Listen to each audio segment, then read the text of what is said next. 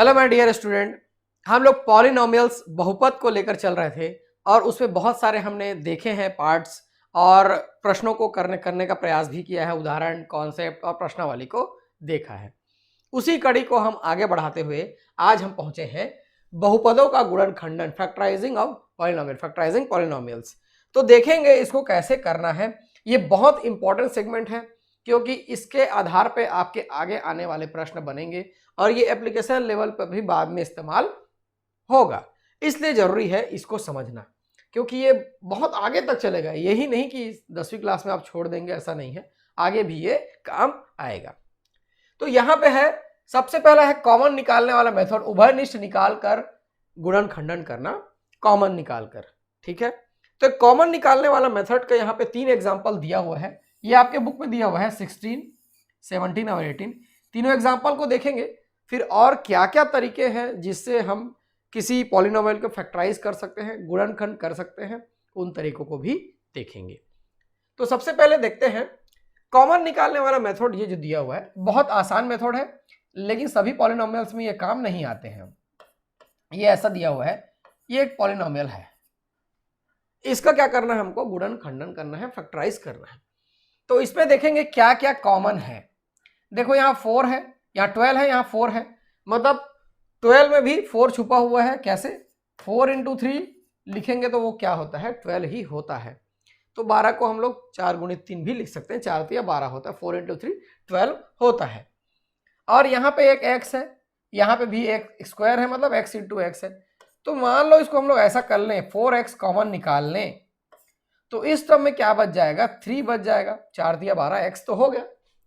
और इधर क्या बच जाएगा, ये 4 को कॉमन निकाल ली है, x बच जाएगा, 3 + x बच जाएगा। तो देखेंगे यहाँ पे वैसे ही किया हुआ है, 4x को कॉमन निकाला है वो, और 3 + x जो है अंदर में बचा हुआ है। ये एक सिंपल मेथड है किसका, गुणनखंडन करने का, गुणनखंडन करने का। इस पॉलिनोमियल को हम लोग ऐसा भी लिख सकते हैं। ये तो एक सिंपल हो गया। यहां पर एक और दिया हुआ है, देखेंगे क्या दिया हुआ है। ये AB है प्लस AC प्लस A²। इसमें हम लोग देखेंगे, ये C है, इसमें हम लोग देखेंगे कि जो A है वो सभी टर्म में, यहां भी A है, यहां भी A है, यहां भी A है। उसी चीज को ये लिखा हुआ है, A is in all 3 terms. A जो है सभी में है, ये लिखा हुआ है। तो A को हम लोग बाहर निकाल सकते हैं, ये A बाहर निकाल लिया तो ये B बच गया, फिर अंदर में C बच गया, फिर अंदर में A बच गया। इसी को सजा के अच्छे से लिख सकते हैं, A + B + C, ये ऐसा लिख सकते हैं। ये देखो ऐसा किया हुआ है। ये एक दूसरा एग्जाम्पल हो गया। एक और एग्जाम्पल यहाँ पे दिया हुआ है, ध्यान से समझेंगे। एकदम इजी से शुरू कर रहे हैं, आगे चल के लेवल बढ़ाएंगे।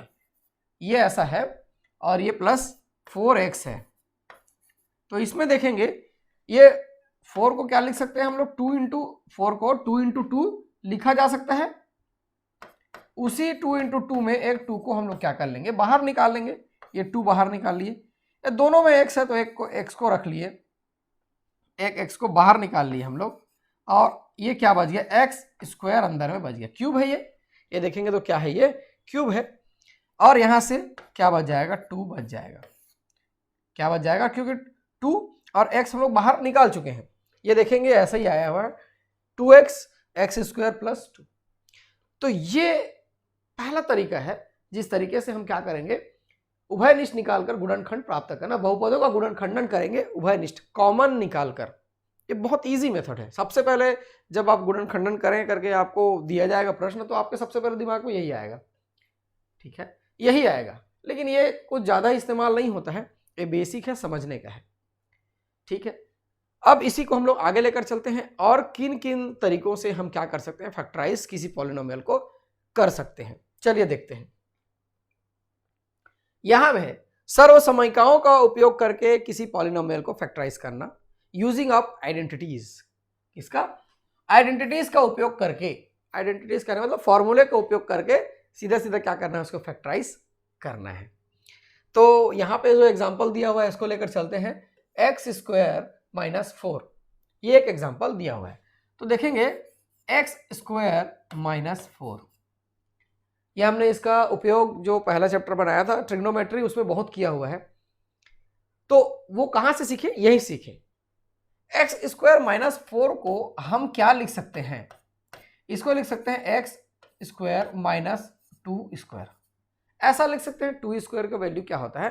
4 होता है। अब ये जो है A square minus B square, ये एक सर्वसमी का है, ये क्या आइडेंटिटी है, ठीक है। इसका क्या होता है? ए माइनस बी, और होता है एक दूसरे ब्रैकेट में A plus B. A square minus B square is equal to A minus B, एक ब्रैकेट में, दूसरे ब्रैकेट में ए प्लस बी। ये बहुत कॉमन चीज है, सब ने इसको पढ़ा है, सबको याद हो चुका है। इसी तरीके से इसको हम लोग क्या लिख पाएंगे? x माइनस 2 और x प्लस 2, ऐसा लिख सकते हैं। इसको माइनस प्लस को इधर उधर कर सकते हैं, उससे कोई दिक्कत नहीं है। इस टर्म को इधर लिख ली, इस टर्म को इधर लिख ली, कोई दिक्कत नहीं है।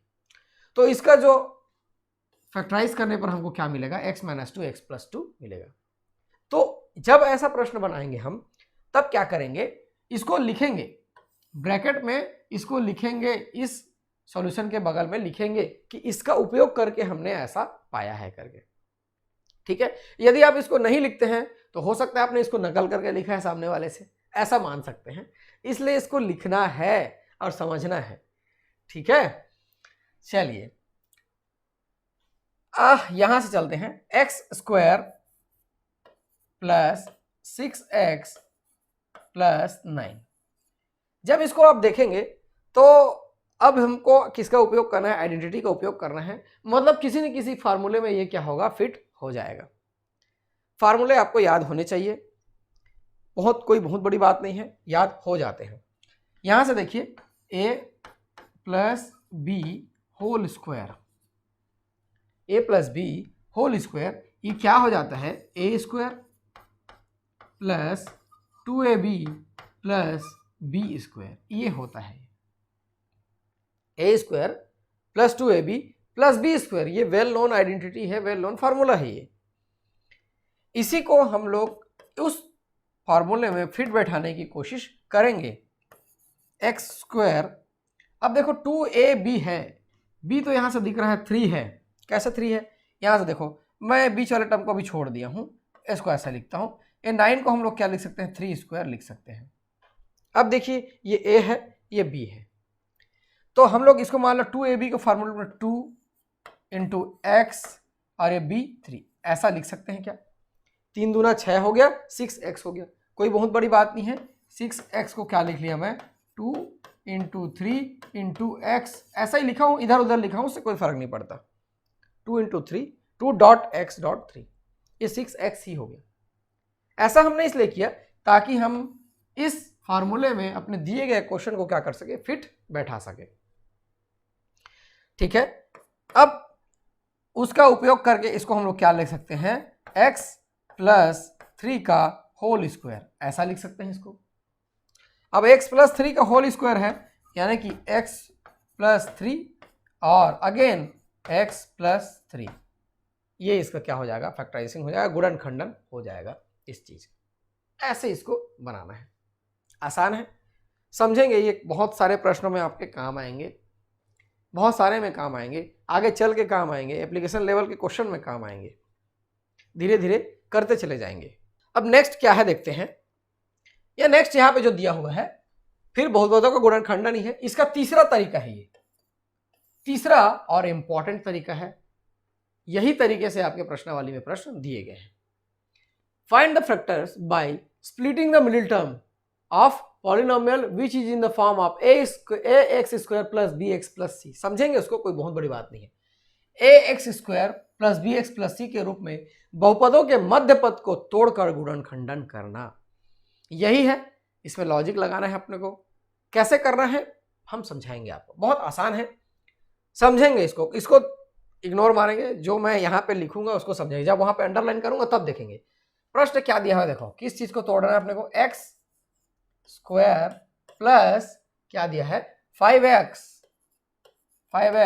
प्लस 6, ये दिया हुआ है। इसको हम लोग को क्या करना है? गुणनखंड करना है। किस मेथड से करना है? मध्य पदों को तोड़कर। और यही जो है सबसे ज़्यादा काम आता है। तो ध्यान से देखेंगे और इसी पर आधारित हम उदाहरण कुछ प्रश्नों को बनाने का भी प्रयास करेंगे। चलिए, इसमें ऐसा करना है कि A X square plus B X plus C, इसको कंपेयर करेंगे, इसको देखेंगे तो यहां पे ए है 1 और सी है 6, बी एक्स है 5x, ऐसा दिया हुआ है। तो इस टर्म को हम लोग डिजिट्स को मल्टीप्लाई करेंगे, 6 और यहां पे कुछ नहीं है तो 1, ये 6 है। ध्यान से देखेंगे इसको, एग्जांपल में और क्लियर होगा। ठीक, और यहां पर क्या है, 5x है। क्या है ये, 5x है। तो इसके 5 को लेकर चलिए, 5। 6 को हम लोग क्या करें, किन दो भागों में तोड़ें कि मल्टीप्लाई करने पर वो 6 आए और जोड़ने या घटाने पर वो क्या है, 5 आए। मल्टीप्लाई करने पर 6 आना चाहिए, जोड़ने घटाने पर क्या आना चाहिए, 5 आना चाहिए। ठीक है, तो देखिए 1 इंटू 6, ठीक है, और क्या है 2 इंटू 3, 3 इंटू 3 वही मतलब है, 3 इंटू 2 वही मतलब है। लेकिन यहां पे सब क्या है, पॉजिटिव है। ध्यान से सुनेंगे, मैं धीरे धीरे ले रहा हूं, उसका कारण है, ध्यान से सुनेंगे। सब यहां पे पॉजिटिव है। यहां पे मैं 6 माइनस 1 करके क्या ला सकता हूं, 5 ला सकता हूं, और 6 इंटू 1 करके क्या ला सकता हूं, मैं 6 ला सकता हूं। लेकिन ये माइनस है, यहां पे -1 है, मतलब 6 इंटू -1 करेंगे तो क्या आ जाएगा, -6 आ जाएगा। लेकिन यहां पे -6 मेरे को नहीं चाहिए, 6 ही चाहिए, +6 चाहिए। जो दूसरा है वो दिया हुआ है 2 और 3, तो +3 इंटू +2 जब करेंगे तो ये आता है +6, अब +3 +2 करेंगे आता है वो 5। तो यही जो है, इसी को हम लोग लेकर चलेंगे। इसको हम लोग ऐसा लिख सकते हैं, x² plus 3x plus 2x plus 6, ऐसा इसको लिख सकते हैं। स्प्लिटिंग द मिडिल टर्म, मध्य पद को तोड़कर, ये मध्य पद है, इसी को हमने क्या कर दिया है, तोड़ दिया है। 5x को 3x प्लस 2x लिख सकते हैं, या 2x प्लस 3x लिख सकते हैं। ठीक है, अब आगे चलते हैं। इसमें क्या करेंगे, इन दो पदों में देखिए और इन दो पदों में देखिए क्या कॉमन निकाल सकते हैं। इन दो पदों में मेरे को x दिखाई दे रहा है और अंदर में x प्लस 3 ये बच जाएगा। इन दो पदों में मेरे को +2 कॉमन दिखाई दे रहा है और अंदर में x प्लस 3 ये जो है बच जाएगा, ये जो है बच जाएगा। ठीक है, ऐसा इसको लेकर चलना है। अब इन दो पदों में देख लीजिए क्या कॉमन दिखाई दे रहा है, x प्लस 3 कॉमन दिखाई दे रहा है, x प्लस 3 ये एक ब्रैकेट में आ गया, क्या क्या बच गया, x प्लस 2 ये बच गया। तो मध्य पद को तोड़कर, यानी कि स्प्लिटिंग द मिडिल टर्म, हमने इसका गुणनखंडन कर लिया है। इस प्रकार से ये x प्लस 3 x प्लस 2 या x प्लस 3 x प्लस 2 इधर उधर लिख सकते हैं, कोई दिक्कत नहीं मल्टीप्लीकेशन में। ऐसा हमने इसको निकाला और यही सबसे ज़्यादा इंपॉर्टेंट है। और अभी तो आपने यहाँ पे इजीली ये सोच लिया कि 5 को हम लोग 3 और 2 में तोड़ लेंगे करके, लेकिन आगे आने वाले प्रश्न में आपको इसमें कुछ समस्याएं होंगी और उसको हम लोग कैसे बनाएंगे उसको समझेंगे तो आपके प्रश्न आसानी से आपसे बनेंगे।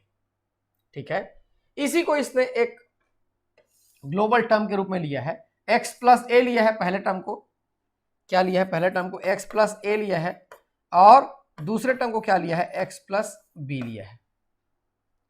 क्या लिया है, दूसरे टर्म को क्या लिया है, ये। तो उसको हम लोग ऐसा लिख सकते हैं, मल्टीप्लाई करोगे वही आएगा x² और यहाँ पे आएगा a प्लस बी, ठीक है, x का x और ये ए बी, वही हमने कहा गुणा करके और ये जोड़ के हमको प्राप्त करना है। ठीक है, x प्लस अल्फा ले सकते हैं उसको, x plus beta A B की जगह के गुणनफल के रूप में प्राप्त व्यंजकों को ax² plus bx plus c के रूप में लिख सकते हैं। तब हम देखेंगे कि a is equal to 1, b is equal to alpha plus beta और c is equal to alpha beta, वही है अल्फा प्लस बीटा हम लोग जोड़े हैं, कोई बहुत बड़ी बात नहीं है। उसको अल्फा बीटा बोलने से कठिन लगने लग जाता है, ऐसा कुछ नहीं, आप ए बी बोल लीजिए, नहीं समझ में आ रहा है तो ठीक, ऐसा कर सकते हैं। इस चीज का ही उपयोग हम लोग करने वाले हैं, तो ध्यान देंगे इसको। यदि आपको नहीं समझ में आया तो वीडियो पीछे जाके फिर से देख सकते हैं कि कैसे इसको करना है। अब इसी पे आधारित कुछ प्रश्नों को करके देखते हैं। क्वेश्चन नंबर यहाँ पे 19 एंड 20 है, एग्जाम्पल का है। देखो एग्जाम्पल यहाँ तक आ गए हम। एग्जाम्पल है यहाँ पे x square plus 3x plus 2, इसका क्या करना है, गुणनखंडन करना है, गुणनखंडन करना है। आप चाहे तो कोई भी तरीके से कर सकते हैं, जो भी तरीका आपको मालूम हो, लेकिन आप देखेंगे कि ज्यादा प्रश्न आपको स्प्लिटिंग द मिडिल टर्म, मध्य पद को तोड़कर ही बनाए जा सकेंगे आपके द्वारा, ज्यादातर क्वेश्चन। ठीक है, तो देखते हैं। एक्स स्क्वायर मल्टीप्लाई करने पर क्या आना चाहिए, 2 आना चाहिए। मल्टीप्लाई करने पर 2 आना चाहिए और जोड़ने घटाने पे क्या आना चाहिए, 3 आना चाहिए। तो ध्यान से देखिए इसको हम लोग ऐसा लिख सकते हैं 2x प्लस एक्स प्लस 2, ये 3 बन गया ऐसा। और अब इसको 2 इंटू 1 करेंगे तो 2 ही आएगा। ठीक है, यहां से x कॉमन ले लीजिए, x प्लस 2, यहां से कुछ नहीं दिख रहा है, प्लस 1 कॉमन लीजिए, x प्लस 2, यहां से एक ब्रैकेट में x प्लस 2 बच गया, दूसरे ब्रैकेट में x प्लस 1 बच गया। ये ऐसा बनेगा। एग्जाम्पल 20 की ओर चलिए। इसमें माइनस है, ठीक है, कुछ सोचना पड़ेगा। 6x square minus 5x minus 6 है, 6x square minus 5x minus 6 है। तो ध्यान देंगे इस और इस टर्म को क्या मैं कर रहा हूं, मल्टीप्लाई कर रहा हूं। तो 6 का क्या होता है, 36 होता है, 36 होता है, ये हो जाएगा माइनस 36, ये माइनस 6 है, ये 6 है, माइनस 36, और यहां पे क्या है, माइनस 5 है, क्या है, माइनस 5 है। तो ऐसे किन संख्याओं का हम गुणा करें कि गुणा करने पर कितना आना चाहिए, माइनस 36 आना चाहिए। कितना आना चाहिए, माइनस 36 आना चाहिए। और जोड़ने घटाने पर कितना आना चाहिए, माइनस 5 आना चाहिए। जोड़ने घटाने पर माइनस 5 आना चाहिए और गुणा करने पर माइनस 36 आना चाहिए। तो कभी कभी तो आपको तुरंत क्लिक कर जाएगा कि कैसे उसको करना है करके, नहीं क्लिक करता है तो आप ऐसा करके देखिए, 1 इंटू 36 तो 36 होता है, 2 इंटू 18, 8 दूनी 16, 18 दूनी 36 होता है, और 12 तिया 36 होता है, और क्या होता है, 4 से गुणा करेंगे 9 चौक 36 होता है। ये ऐसा करके आप देख सकते हैं। और जैसे ही मैं यहां तक पहुंचा मेरे को कुछ समझ में आ गया, इसलिए मैं यहां पे रुक गया हूं। 9 इंटू 4 क्या होता है, 36 होता है। तो इसको मान लो मैं ऐसा लिख सकता हूं कि, मान लो मैं ऐसा लिखता हूं कि 6x square minus 9x plus 4x, minus 9 plus 4 क्या आ जाएगा, माइनस 5 आ जाएगा। और माइनस 6 का मैं एज इट इज लिख लेता हूं। तो ये 9 चौक 36 आ गया, 9 चौक 36 आ गया, और ये इसको माइनस प्लस करने पर माइनस 5 आ गया। जो हम चाहते थे वैसा टर्म आ गया। यहां से कॉमन निकाल लेते हैं। ये 3x में कॉमन निकालता हूं, ये अंदर में बच जाएगा 2x, 3 दूना 6 होता है, और माइनस ये 3, 2x माइनस 3, और ये प्लस 2 में कॉमन निकालता हूं, यहां से 2x, ये फिर से माइनस 3 वो बच जाएगा।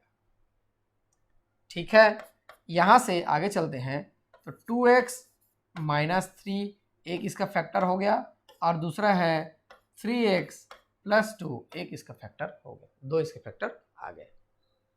ऐसे ही इन प्रश्नों को बनाना है।